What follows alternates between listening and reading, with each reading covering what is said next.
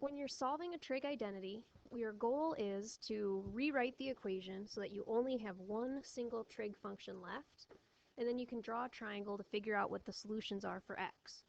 On number 1, we already have only one trig function of x, just cosine. So I'm going to put all the cosines on one side of the equation by subtracting 3 cosine from both sides. This is not a verification problem, so it's okay that I work on both sides. I don't need to stick just on one side or the other. And then I'll get cosine by itself by dividing by -2.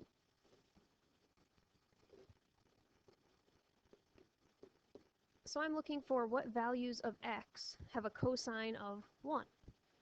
If it was a different value besides 1, I would probably draw a triangle, but since it's 1, or if it was 0, I'm going to look on the unit circle and see where on the unit circle is the cosine equal to 1. It's always cosine comma sine, so there's only one spot on the unit circle where cosine is 1, which is at 0 degrees, which is the same thing as 0 radians. Now they did say that we were supposed to solve each solution for the principal values. Just a reminder that the principal values for cosine are in the first and second quadrants, and for sine and tangent are in the first and fourth quadrants. So this solution does fit within the principal values for cosine, because the principal values of cosine go from 0 to pi, or 0 to 180, and 0 is included in there.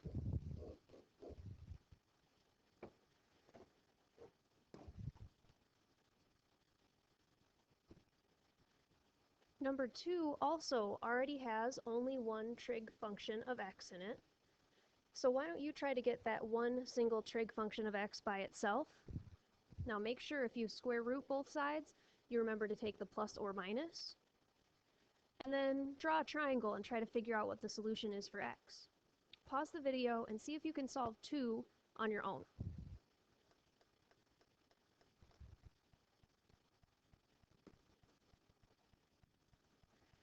So as you try to get sine by itself, you should add 1 to both sides, divide by 2, and then take the square root. Make sure you put the plus or minus on your answer. Now what that plus or minus does to our answer is it means we're looking for 2 different solutions, the solution where sine is positive and negative. So if we weren't talking about the principal values, if we were looking between 0 and 360, that would mean there'd be a solution in every single quadrant, because in every single quadrant, sine is either positive or negative. Since we are restricted to the principal values of sine, we're only going to have an answer in the first quadrant and the fourth quadrant. Now remember, the principal values went from negative pi over 2 to positive pi over 2. So as you answer it, yes, do your first quadrant answer, which is 45. And I got that from drawing my triangle. The opposite over hypotenuse was 1 over square root 2, so that's a special right triangle. When you name your fourth quadrant angle, it still has a reference angle of 45.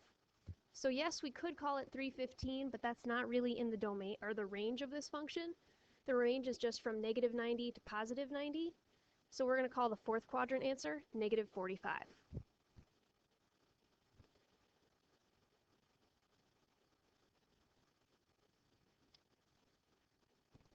Let's take a look at number 3. Number 3, we're going to have some more steps too, because I have 2 different trig functions. I have secant squared and tangent. So I need to change either the tangent into secant or the secant into tangent. Since the secant is squared, that's reminding me of the Pythagorean identities. So I'm going to see if I can use one of those.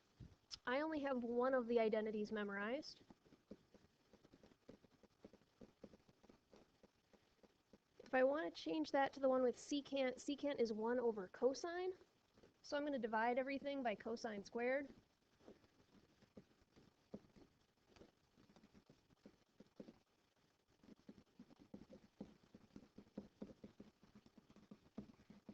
So there's another true Pythagorean identity. Tangent squared plus 1 equals secant squared. So I can substitute in for secant squared, tangent squared plus 1.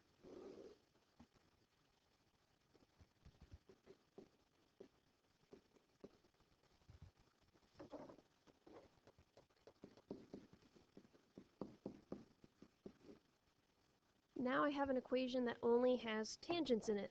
Yes, it does have tangent and tangent squared, but at least it's only tangent. The like terms cancel out, and I'm left with this. If it's easier to think about, you can think about it as just t squared plus t equals 0 for a minute. And if we were going to solve an equation like that, we would have to solve it by factoring. We look at what both of those terms have in common, and then figure out what would go in the parentheses. Then to solve, either the first part equals 0, and here I'm going to go back to tangent because that t stood for tangent. So either tangent equals 0 or tangent plus 1 equals 0. This time I'm not restricted to principal values, so I'm going to look all the way around the unit circle to try to find answers. I'm probably going to get two solutions for this and for that. Tangent being 0, I can't draw a triangle out of it. What I like to do is think of it as sine over cosine. And if sine over cosine equals 0, that would mean the numerator, or sine, has to be 0. So I'll look on the unit circle for where is sine equal to 0.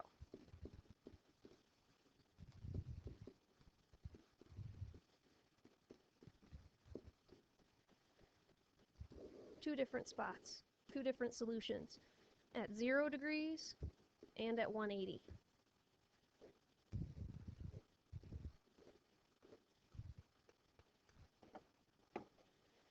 For that second equation, I can subtract 1, and I'm looking for where is tangent -1.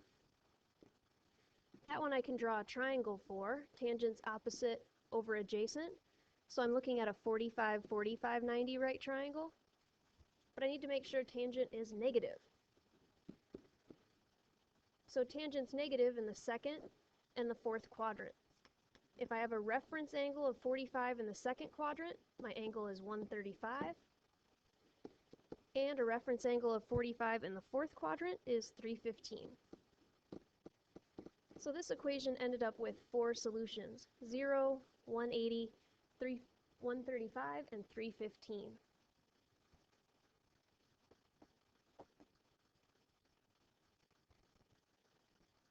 Let's take a look at number 4. 4 looks like it's ready to go because it only has cosine in it, but not quite, because one of the cosines is cosine 2x, and the other one is just cosine x. So that's not going to work. We need to change the cosine 2x using the double angle formula. If you remember, there are a couple different ways to write the double angle formula for cosine. The first way that we talked about is cosine squared minus sine squared.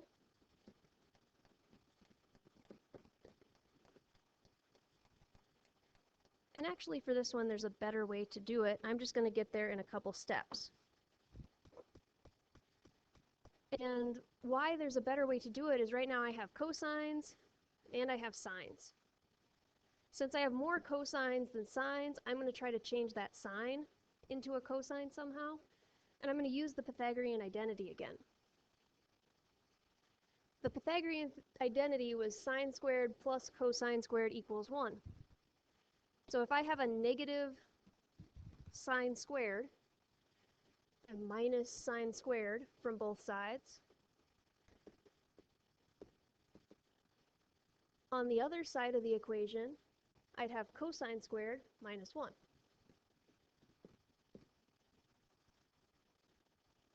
So I can substitute that into my equation. Instead of negative sine squared, I'm going to change it to cosine squared minus 1. It is a positive cosine squared, so it'll be plus. And then copy the rest of the equation around it. Now I only have cosines again, so I'm ready to try to solve. This time the constant terms do not cancel out.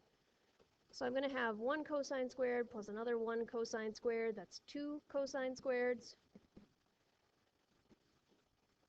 plus 3 cosine x minus 2 equals 0. It's another one that we need to factor. A couple different methods for factoring. Usually we factor by breaking up the middle term. So we need to come up with numbers that multiply up to -4. That's A times C, or first times last. And they have to add up to 3.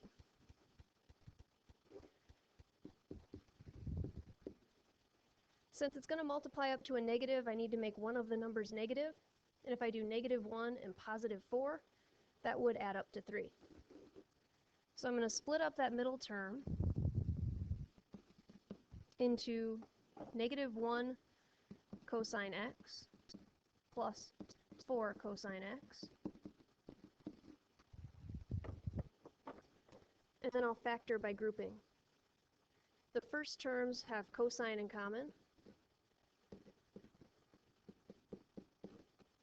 and the second terms have 2 in common.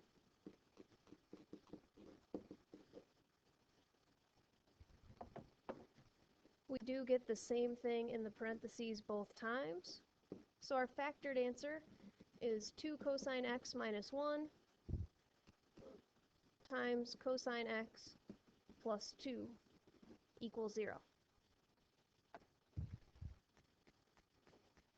So we'll set each factor equal to 0 and solve for x.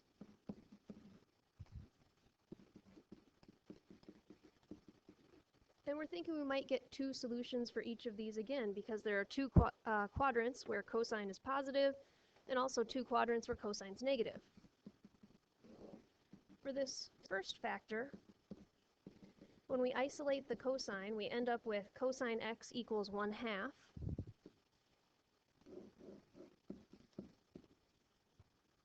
Which corresponds to a 30, 60, 90 triangle. The reference angle is going to be 60 degrees. And the quadrants where cosine is positive are 1 and 4. So our 2 solutions will be 60 degrees and 300 degrees.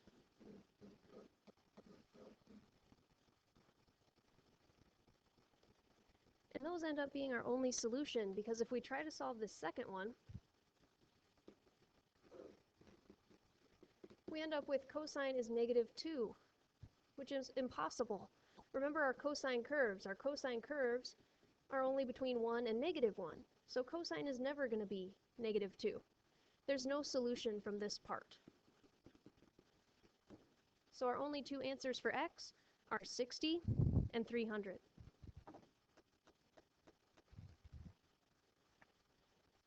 Pause the video and try to do 5 and 6 on your own. For number 5, by the way, the directions say solve in radians. It's okay if you solve in degrees. So kind of change the directions there and solve between 0 and 360 instead of 0 and 2 pi. And for 5, there is already only one trig function. All you have is sine. You have a sine squared and a sine, but both of them are just x each time. So this one is ready to be factored. On number 5, it's like you're starting out right at this step, where you're going to come up with the 2 numbers that multiply and add. And when you get there for number 6, you're going to do something similar to what we just did on number 4. You have that cosine of 2x, so you'll use the double angle formula to rewrite that. And then this time you're going to try to change everything into sines, and then factor it like you did on 4 and 5. Pause the video, try to do 5 and 6 on your own, and then we'll compare.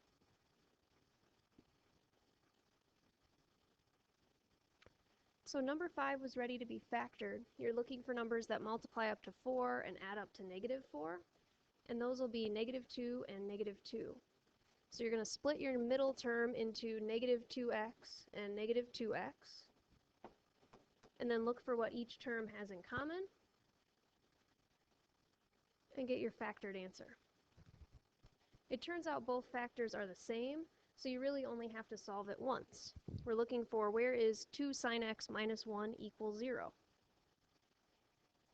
If we get sine by itself by adding 1 and then dividing by 2 on both sides, we're really looking for a place where sine is 1/2. We'll make the triangle, and see that it corresponds to a 30, 60, 90 right triangle. But there are two quadrants where sine is positive, the first and the second quadrant. So we get two answers, 30 and 150.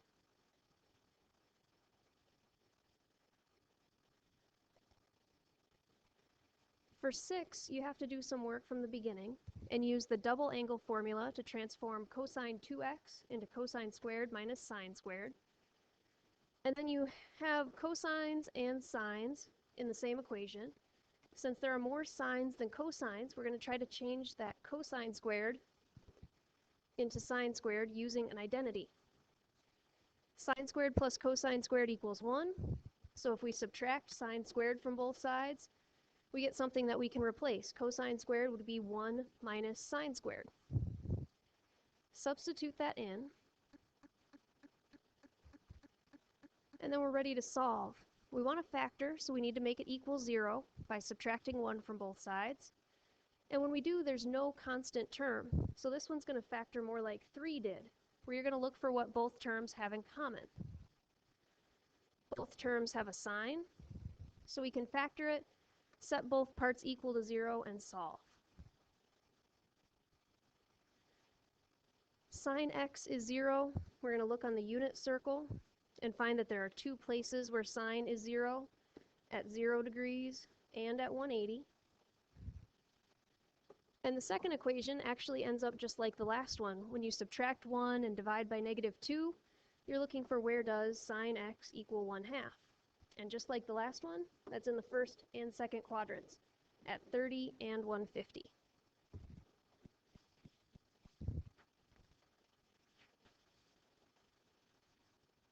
On the back, the directions say solve for all real values of x. We're just going to solve between 0 and 360 again. So let's take a look at number 7. It's pretty similar to the ones we just did, where we have a double angle formula to use. And then we're going to try to factor. I'll get you started on this one, and then I want you to try to finish 7, 8, 9, and 10 on your own. We'll start with using the double angle formula.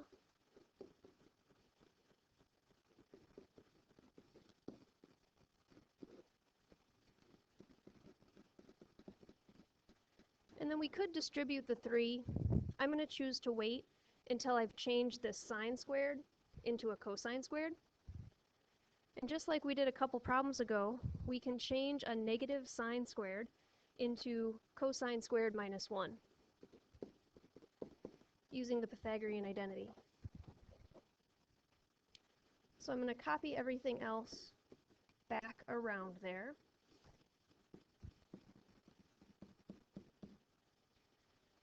And now I'll distribute.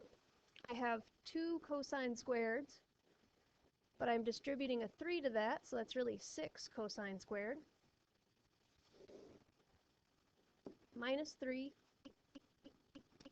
minus 5 cosine x equals 1. I'm going to set it equal to 0 and rearrange the terms a little bit, so I'm ready to factor.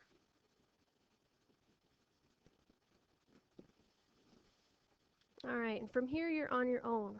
Try to finish this one by factoring it and setting both parts equal to 0. If you look ahead to number 8, 8 is another one that's just ready to factor, so factor it and solve.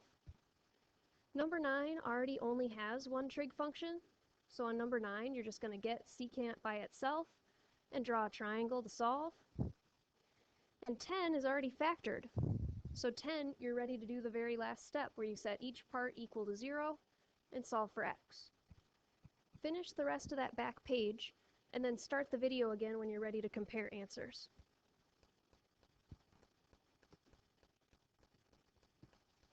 Alright, so let's take a look at the rest of 7. When you factored it out, you should split the middle term into -8 cosine and +3 cosine. You get your factored answer of 2 cosine x plus 1 times 3 cosine x minus 4 equals 0.